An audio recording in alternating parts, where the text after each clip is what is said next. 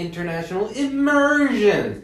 We're here joined with a couple of special guests. Your hosts here, Herman and Sean, Rafi, Sia. We're here trying to talk about culture shock and some of the interesting things that happened to us when we came to a foreign country. So yeah, this is your first episode. Can you tell us a little bit about yourself, man? Sure. Hello, everybody, and I'm glad to be here. My full first name is Siavash, which my friend always my friends recall it by Sea of Ash or Sea full of Ash. Sometimes I call it Sia, the first part. Sometimes I call it Vash, the last part. So I have been here in the US about 6 years. I came here for study at graduate school, and then I finished school and started working, and now we are here. Yeah. So you've been sorry. How long were you been? 6 years. So I came here in 2013. At South, I started civil engineering at Southern Illinois University, Edwardsville, SIUE. So I got my PhD over there in civil engineering, and then in 2017 I graduated, and then I moved from Edwardsville, Illinois to St. Louis, Missouri. So not a very far relocation. not too far, but you moved from kind of. But I got some culture shocks. So Sia, we'll be talking about different countries, and we started out with China. Sean talking about a little bit about the culture there. We talked a little bit about Japan, and now we're moving into Iran. Can you tell us a little bit more about your country? Sure. So Iran is a country with about 80 million population, and it's located in Middle East and in the continent of Asia. We might talk about that difference between Middle East and Asia later. And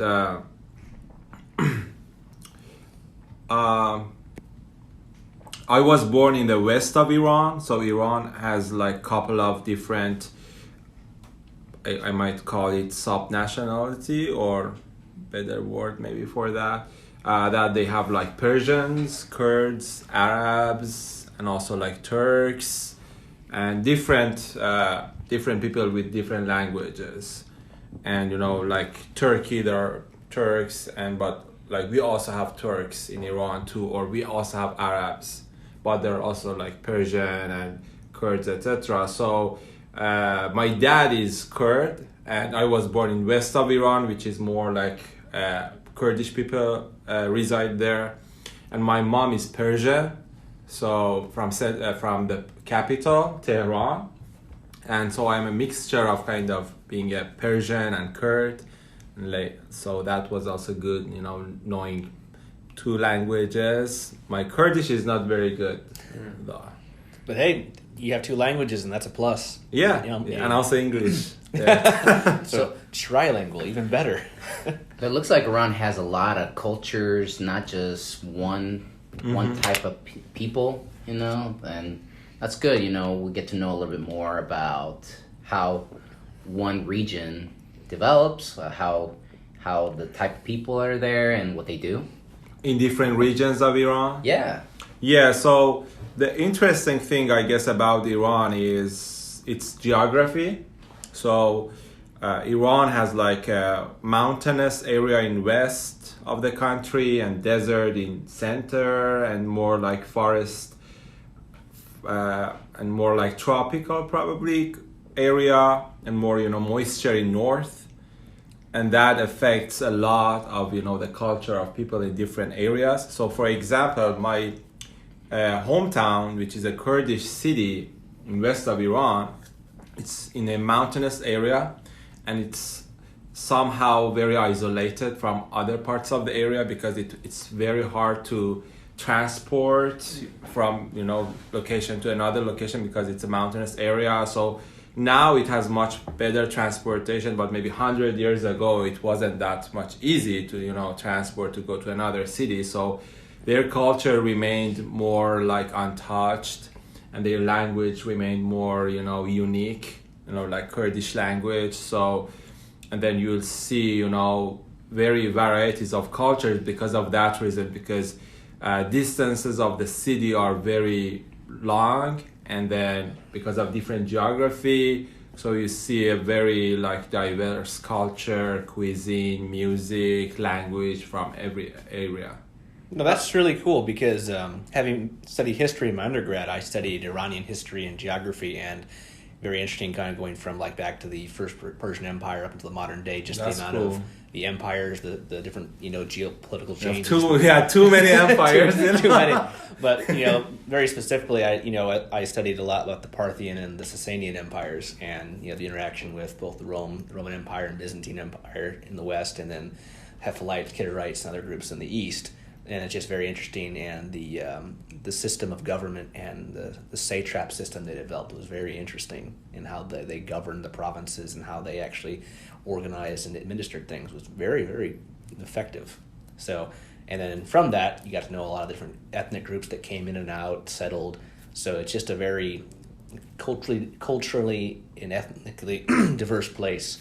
And it's, having studied it, it'd be really cool to actually go there and actually see it in person. But, it's one thing I found when you study something, from afar, you can learn a lot about it. But until you actually go there, that's when it's like, oh, wow, okay. It helps, okay, I know all these places, but until you actually see them, you smell it, you touch it, it's just not the same.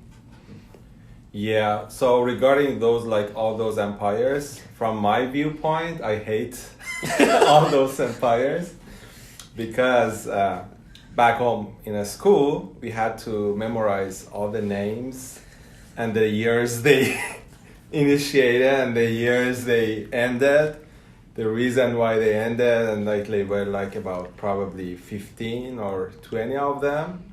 And, in our history, final exam, we had to memorize all those years. So that was ridiculous, Just a few thousand years, if not more. So, a question I have, is something like history that you go to school in Iran and you learn about the world, what's some, and then you come to the U.S. and you see the books about your country, and it's, is it similar how it's written, or the story is different, in your opinion? The books that are written here about Iran? Yeah. So I haven't that much read those books, here, but obviously because it should be much more, probably summarized or short. But I think, the facts are facts, starts and ends of probably empires, etc. They are facts, but the thing is maybe the viewpoint of people might be completely different, and even maybe in contradiction with what really is there. And I think there shouldn't be any blame of that because there are too many countries in the world and nobody have to know about all of them, so my own some people, even Iranians, they say, oh, so we asked somebody here and they didn't know Iran is in Middle East, they thought Iran is probably Africa or Asia, so sometimes it's reasonable because even do you know that, for instance, one country like New Guinea, where it is located, so even I have to maybe sometimes Google to find where that country is, so but I think probably a kind of general understanding about the situation would help, and that would result from reading more, getting more information, not just here, for everywhere, even people in Iran have to also learn more about what they are going outside. No, I think that's very important. The more you familiarize yourself with the outside world, the better off you'll be. And also, I found this from meeting many students, while I was studying in China, from not just Chinese, but all the other international students there. having some background knowledge about their countries really opened a lot of doors in terms of what I could talk to them about, and also like, oh wow, you know more about my country, great, let's talk more. And it helped me really. It breaks the ice. It's a great icebreaker, and you can develop some acquaintances, friendships, and everything. And, exactly. And I dated an Iranian girl for almost 6 months when I was in China, so we had a lot of discussions about history and everything. And she was like, "Oh my God, you know this! This is great." I dated a Ukrainian girl. I told her about like Yulia Tymoshenko, their past president, and their relations with Russia and Crimea and all of those things, and she got surprised. So that's a good thing for dating, actually. Good tips with the internationals. It may not happen or help you much on the romance side, but when it comes at the just start, but it can definitely help you with just, oh wow, it makes them maybe appreciate you more. Okay, this person knows a little more about where I'm from, exactly. So it's not so distant, and it's easier to kind of get to know each other with less red tape or less hurdles to get through. And I've learned from experience, if you know the language of the person you're interacting, it's like opens the door to their country, their values, and it's easier access than, I know we all speak English and when we come to the US, and it's the language of trade, but at the same time, knowing someone's culture and background helps you develop bigger bonds, and you're able to trade the experiences. And if I were to go to Iran, for instance, I would like the same treatment as, you were here in the States, Exactly. Treat others as you wish to be treated. And, I think everyone wants just to be treated like a normal person, not judged, oh, you're from here, or you believe this, or you do that. I think at the end of the day, we're all people. Let's just treat each other the same. I've always wanted to know about the Persian writing, or now they say it's Farsi, right? That's the official. Mm-hmm. It looks like Arabic, but it's not completely Arabic. Can you maybe clarify that for a little bit for us? So there have been like a couple of different alphabets in Iran, and then maybe about like 1400 years ago, before there were like 3 different invasions to Iran historically. The first one was a Roman invasion. The second one was like Arab invasions, that after that Iranian converted or was converted to Islam. And then the third one was Mongolian conversion. And then there have been a lot of, changes in culture and history after all of these historical events. So during Arab invasion,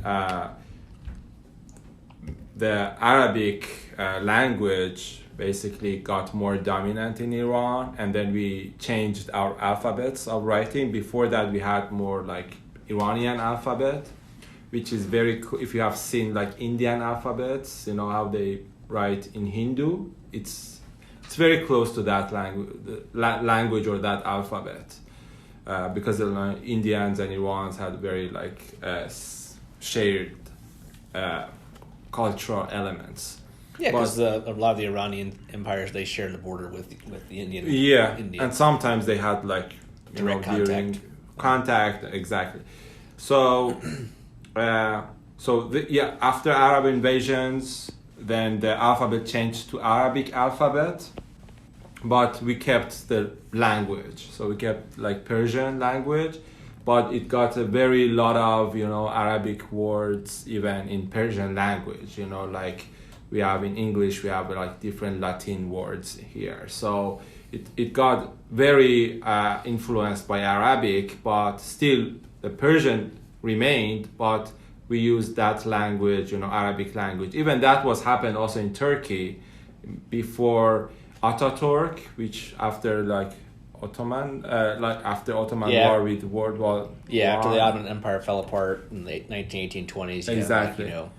Turkish nationalism, Ataturk rising. Father Turk, as he became known, and he really kind of revitalized the country in a new way. Yeah, and then he changed the alphabet of Arabic alphabet to Latin alphabet. Now they speak in Turkish but writes in Latin.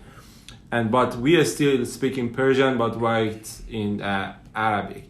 And for instance, another country which is Turkmenistan, they also speak Persian because they were historically part of Iran, but then they got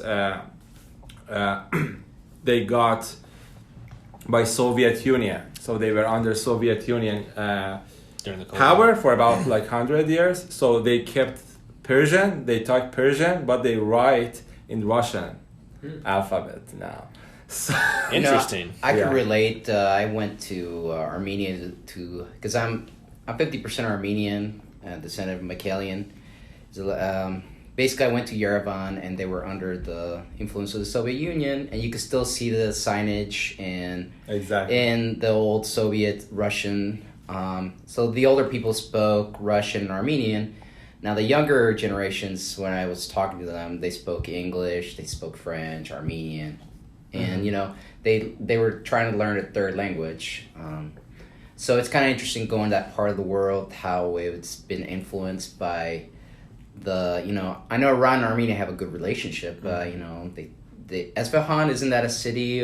Yes, a lot of Armenians. Armen lives there, yeah. And, A lot of Armenians live there. The craftsmanship, and the one thing I wanted to know about Iran is like the tech, how is like engineering looked at there compared to the Western engineering here?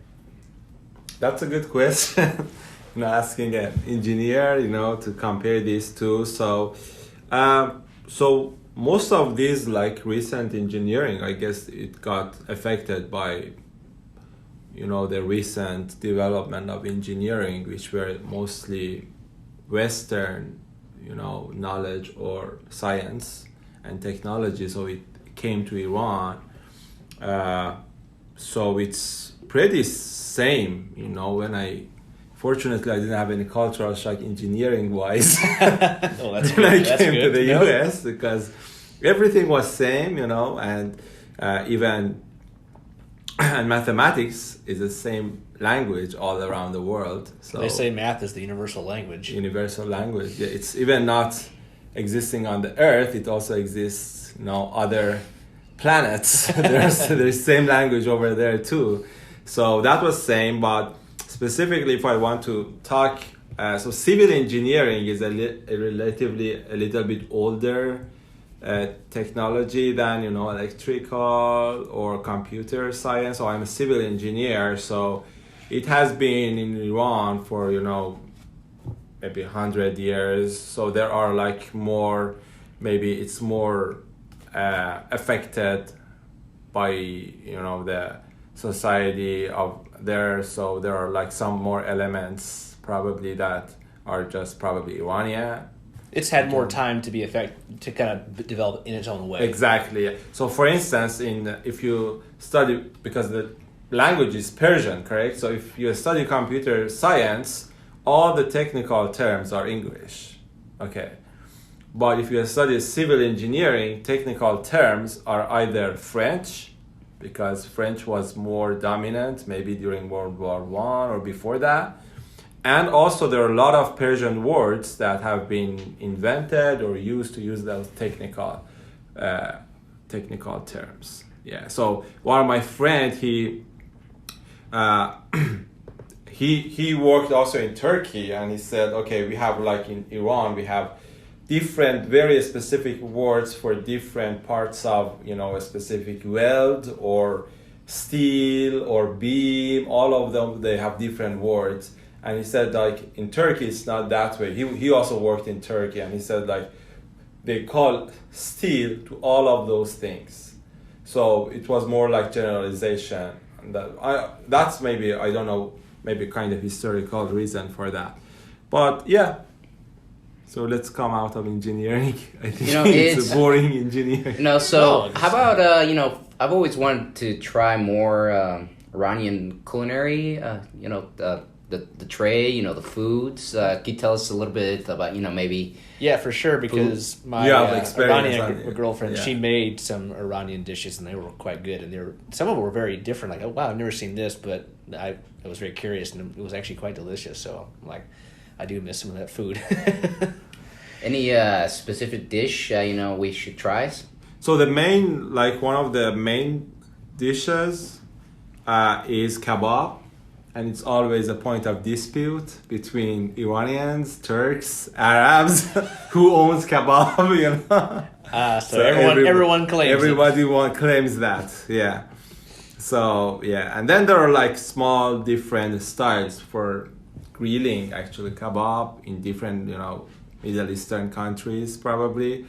So kebab is very you know, famous and favorable, and then there are like a couple of stews also that are very famous and common, and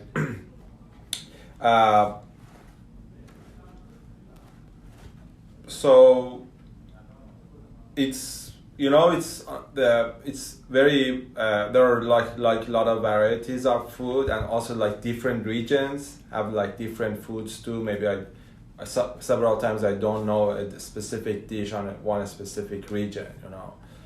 But yeah, so you tried, what kind of foods you have tried? Iranian foods? It's been several years, but there was one dish. It was like kind of a green paste, and then they mix it and you add it and to beans, like, yes, and probably meats. Yep, yeah, it was very good. It's called qorme sabzi. That's it. Qorme sabzi. That's it. Yeah, that's it. That's kind of probably one of the most favorable foods in Iran. Yeah. Yeah, I mean, up until then I'd never even seen anything like it, but as soon as I tried it, I'm like, oh, I approve. I like it. You know, I always thought like saffron, right? That's very popular and common in Iran, but it's very difficult to get in the United States. But when you do get it, it's like, just use, you know, you don't use a lot, right? You just use a little bit. It's the most expensive spice in the world. Really? Why is that? I guess if you want to weight, 1 like pound of saffron is more expensive than 1 pound of gold. Wow, that says something right there. No, literally, if you just calculate like pound for pound, it is worth more than gold. You know, I've heard of, you know, in Spain they do a version of saffron there, but the one you want is the one from Iran. Yeah, because the reason is that so it got from kind of like organic pieces of a specific flower, and then they plant several hectares, you call hectare, like lands, squared yard or of like that flower for one, you know, even for one city, and all saffron that they got from that would be like maybe quarter kilogram or pound, because it's just a very small piece of that flower that they take and then they dry it and they powder it, you know. So it takes a lot of flowers just to produce a small amount to be added. Exactly. Yeah. And in what kind of dishes do you put saffron on? So literally in everything in Persian cuisine, they put saffron, but you don't need to be very wealthy to buy it, because, as you said, you just pour a very little amount of that.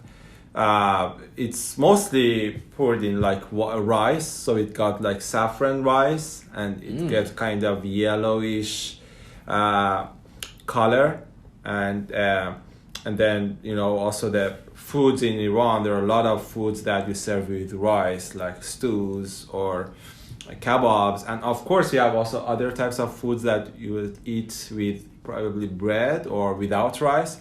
But actually it's funny because my mom always sometimes used to cook foods, special foods that they didn't have rice, and then I used to tell her that these are not foods. These are not foods. I guess how did she take this that? Is not food. If a food meal doesn't have rice, then that's not food. So, and how did she respond when you told her that? She told me, you have to eat, you know, you have to take it, you know. Like, well, I'm cooking it, so you gotta eat it. Yeah, you have to, I'm cooking it, you have to eat. You know, coming from Iranian culinary arts and eating that for your, you know, since you were in Iran, and when you came out to the U.S. and started eating the food here, what were your impressions? What were you eating? So the good thing about, I think, here is that it's like probably very diverse restaurants here. You know, you can easily get foods from every nationalities. You know, so it's good. You know, I got more exposed to Mexican foods, Indian foods, like also like burgers, you know, and also so everything, you know, all different types of foods. So, but I think maybe I'm kind of liberal person, but food wise I'm very conservative. Yeah. So I might not like, you know, some specific foods or I don't take that much risk to try new foods. I mean, I think it's, you know, everyone has kind of their own, you know, kind of limit or, you know, kind of guidelines they follow. But I'd say for me, I'll try almost anything as long as it's not dangerous, you know. And so I think part of traveling and going to a place is just, okay, I may not eat these things at home, but I'm here. I'm gonna do what the locals are gonna do. So I don't let anything kind of hold me back as long as it's not dangerous or this food may be toxic or, you know, can cause a big problem. You know, I want to talk a little bit about bread. You know, when I get out of the U.S., I just think the bread is better. You know, the quality. Yeah, and you know, I bet the bread from Iran is really good. You know, it's just something that you know, it's hard to experience unless you go visit. You know, and have a chance to, you know, maybe the tomatoes are fresher and they're more from an organic source rather than a mass-produced source. You know. So, you know, that's a cool thing about food. You know, it could be prepared differently, it could look a little bit different, but it depends where you go. And you know, that's the cool thing about traveling. You get to experience different spices. One thing that my girlfriend introduced me to were dates.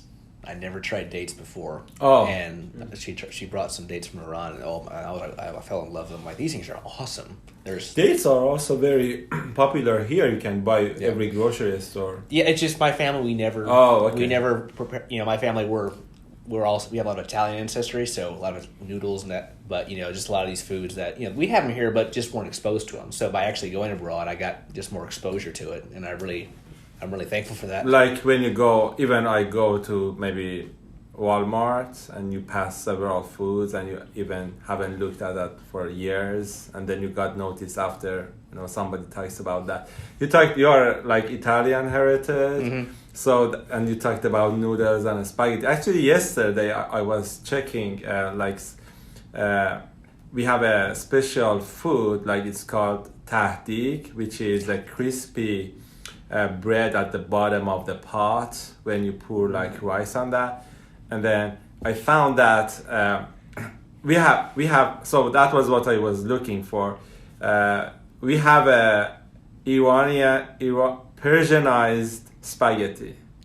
So, Persianized spaghetti. Yeah, okay. like Persian style spaghetti, and then it's like we have like that. We put bread at the bottom of the pot, and then we put spaghetti and, you know, ground beef and, you know, tomato paste, etc. And then it's gonna be cooked, and then the bottom part of that gets crispy, and then and sometimes you don't put bread, so the bottom gets like crispy spaghetti. So it was funny that you can check the instruction and cook one time Persian style spaghetti. Yeah, just get in your kitchen, get a bunch of recipes, and see what you can do. Yeah. And don't blow the kitchen up. Mm-hmm. We wanted to make a podcast regarding Yeah, cooking, you know, or... like having foods from around the world, I think brings people together. Yeah, I mean, think about it. Whenever people get together for whatever reason, what's one of the common things? Food. I always love watching. Who was the guy who was CNN anchor and he had like different food documentaries? Oh, Anthony Bourdain. Anthony Bourdain, yeah. I love his actually He once came to Iran actually, and he had. Yeah, I do remember that. Yeah, and then he had like tasted different foods, and I saw one time he also went to Montreal, Quebec, and that was also very interesting. Yeah, and it's also cool to see like all these things, and because recently I watched a thing about like trade in the ancient world, and they've been finding more evidence that there was actually a lot of Indo-Iranian trade between like I'd say more Indo-Iranian kingdoms, like during the time of the Roman Empire, where they actually would get stuff from the Mediterranean and a lot of the foods and spices, and that's how a lot of these things got introduced to each other, and how that's built up from today. But a lot of this is just now being rediscovered. Like, oh wow, they did get to trade from here to here, and the magnitude of trade is really kind of surprising to people. Absolutely. Yeah, it's funny, when I went to Armenia, I was looking for avocados because and you can't find them in that part of the world. It seems like it's very expensive to ship it out there. No, it is more common. It's more common, but you're paying the price. So if you wanted a saffron in the United States, you're paying a high price because it's, it's imported. So knowing where you go and, appreciate, okay, I got to eat some different types of foods to interact with the people, And I want to know a little bit about the coffee, with the culture in Iran. Is it very big there, or where tea is more prevalent? Yeah, so coffee probably is not as common as tea in Iran. So tea is much more popular, and there are like a lot of culture around that, and probably stories, and that's also, I'm just talking about black tea. So everything rather than black tea probably is not recognized as tea, like green tea, or it's not, people don't used to drink, something rather than black tea. So you could say black tea is the staple. Yes, okay. Yeah. And and then, but so more recently, so coffee also got more popular. But there are like some, because you must hear about Turkish coffee, which is very famous. So we got, because Turkey is our neighbor, so we got a lot of influence from Turkey too. Yeah, I remember the first time I tried Arabian coffee. It was very good, but oh my, I was awake for quite a while. I remember I drink coffee. I've had no big deal. I had 2 cups and I couldn't sleep almost all night. I'm like, what did I drink? Do you still have insomnia? No. Luckily, I don't suffer from insomnia. But I had these.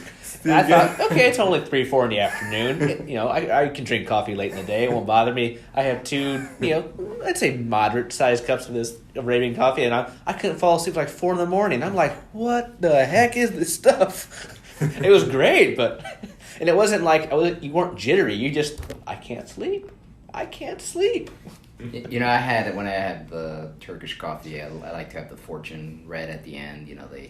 Fortune reading. Yeah, the grounds. It's the parts of the world they'll read you, and they'll tell you a little thing about your life. Exactly. Yeah. Things that they might not do in the States, but they might do in other parts, and I find it pretty interesting. So Siavash, do you have like some interest in like music and writing? Anything else other with your engineering career? Other passions that you're trying to grow? Yeah. So I play 2 or 3 Persian instruments, but I'm not very good on that. So maybe kind of like intermediate level or beginner level. But the good thing about that is, very unique and related to one specific area, and then it gives a good, sense. Probably when you're out of Iran, you get homesick, then you start like playing it as a kind of maybe refreshing. And then, but I'm most interested in writing. So, so I have been like writing and blogging for 15 years probably. That's great. Yeah. I think just having a blog or just writing, it's a great way to express yourself, and also you can look back later and say, oh, I did this at this age or this point in my life. Exactly. I remember the first time I met you, you showed me a copy of your book you just finished publishing. It was short stories, right? Yes. That's awesome. Yeah. It was so my my personal weblog, I post there for almost 14 years. So it's a 14-year-old blog. Impressive, very impressive. Yeah. And then I mostly posted all the materials on my blog and then collected them to publish that book. And I got some comments from my readers that they said, "Oh, okay, so we read all of those for free on your blog. Why we have to buy your book now? You have to write something new." Is there a link where we could post for our viewers so they could see your posts? But they are in Persian. They're in Persian? Well, if you translate them to English, you might get. And they can go to Google Translate, and Google will translate. There you have it. Very easy, and it was very easy. It's actually it's so funny because I also post my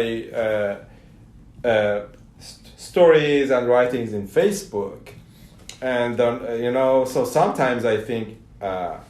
So I have like American friends in my Facebook, and also like Persian friends, also international friends. So Facebook automatically translates a foreign language to English if you reside in America. And so it's nice. And actually the quality of the translation has been improved substantially. You can, maybe 10 years ago, if you put something in Google Translator, the thing that you got was just maybe a rough version of what really was some said. Some curses, I could relate by translating Spanish to English. When someone uses Google Translate, it doesn't always it gets you the words, but doesn't get you the context. So yeah. I would recommend, working with someone from the country that's been knows. Yeah, obviously. Yeah. No way machine can substitute people, but I mean the quality got a little bit increased. So, but maybe so there's something that's probably kind of, you can say, cultural shock that I got. So my passion was writing, and also is writing now. So I was always, dreaming on being a professional writer and live by writing. I found out it's impossible in Iran, and then I came to the US, and then I found also it's somehow impossible here, because when you publish your book, you don't sell that much, So it's very, you should be very probably professional writer to be able to sell your book and get a good income that you can. It's gonna be much harder than doing engineering and get a job and get income rather than being a writer. So yeah, I mean, people do it, but they may have spent 10, 15, 20 years building up their career to a point where they can actually get by on that alone, because most people have to have a primary job, and they do that as their hobby or as their second it's job. always tough to make it as a kind of day job, So and then the other thing is about the writing. So so for instance, if you are a photographer or a painter, and you live in Iran and then you immigrate to the US, because the language of photography is light and aperture, and the language of painting is colors. So it's a common language in all different countries. So you don't get that much discouragement when you come here, and you can start again doing photography and everybody likes it. But when you are a writer and you write in Persian, then when you come here, and if you write in Persian, so nobody understands it, so maybe a few here and there. A few probably. And then that's gonna be a kind of discouragement, because then your language that you used to write, you should either start writing in English, or you should use a translator to do that. So it's always tough for somebody who writes and who immigrates. It's very tough for them to make them compatible with a new country, because they used to write in their mother language, and it's very, very tough to get used to a second language to write as good and as easy that you write with your mother language, you know. And then I saw several Iranian writers that have immigrated to Europe and the US, and then they got even depressed because they couldn't publish in Iran, and then they couldn't publish outside Iran, and then they got kind of forgotten, you know, and then it was tough for them. Few of them got, you know, used to with the new language, encountered it, but it take a lot of effort, you know, maybe years. Yeah. So I think that's about it. So it is tradition that at the end of every podcast we sign off by saying goodbye in our native tongue. So we'll be signing off. Do you want to give a shout out to the link of a book so that our readers, our listeners can check you out? Maybe my Instagram. What's your handle? You mean ID? Instagram ID? Yeah, so I say it now or you put it the link? We'll put it on the bottom. Oh, of the okay. link as well. So yeah, because I mostly write I put my writings on Instagram now. It's Siavash, Siavasho. And so, goodbye in Persian. Yeah, so we'll start it off. Rafael, you want to start in Spanish? Adios. Goodbye, or 再见 in Chinese. Khoda Hafiz in Persian. And goodbye and adios. And I guess I can do sayonara or matane. I can also say goodbye in Kurdish. Go for it. That's very similar, but Khoda Hafiz. Very cool. Please send us comments or questions that you would like to listen to in the future at internationalimmersionpodcast@gmail.com. Let us know how you like this episode or something that you would like to hear in the future. Yeah, and if there's anything you've heard in this podcast that you want to learn more about, also add some comments and we can expand on anything that we've already talked about and, keep going from there. So it's been a pleasure, and, feel free to let us know if you have any comments, suggestions, and we'll see you on the next one. Thank you, Siavash. You're welcome. My pleasure.